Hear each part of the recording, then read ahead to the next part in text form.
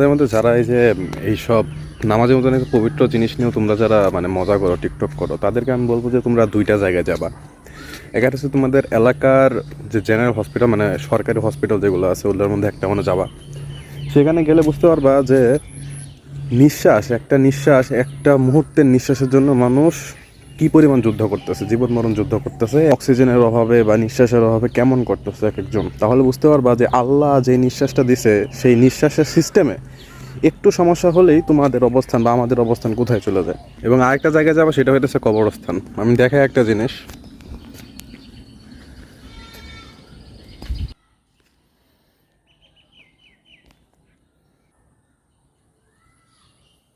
তো টকবকে যুবক যারা আছো, যারা এই রক্তের গরমে এমন করতে পারো, বা যারা মেয়েরা আছো যারা টিকটকে বা বিভিন্ন সোশ্যাল মিডিয়াতে তোমাদের সৌন্দর্য দেখাও just for likes and comments, দেখো তোমাদের বডির শেষ অবস্থায় যে এরকম হবে, এরকম পানির মধ্যে এরকম পচা কাদা একটা পরিবেশে যেখানে তুমি জীবিত থাকা অবস্থায় কখনো আসতেও চাইবে না, সেখানে তোমাকে সারা জীবনের জন্য শুয়ে রাখা হবে।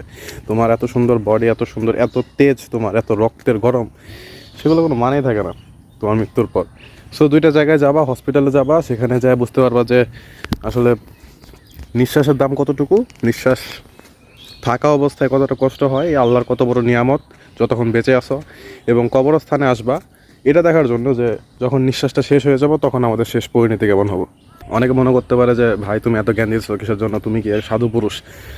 আমি অবশ্যই সাধু পুরুষ না, আমি অনেক খারাপ একটা মানুষ। এবং তার জন্য আমি চাই যে আমি যেই ভুলগুলা করছি, আমি বিদ্যাসাগর তার জন্য তোমাদেরকে বলতেছি না, আমি নিজে এই মিস্টেকগুলো করে আসছি দেখেই বলতেছি যে বি হাম্বল।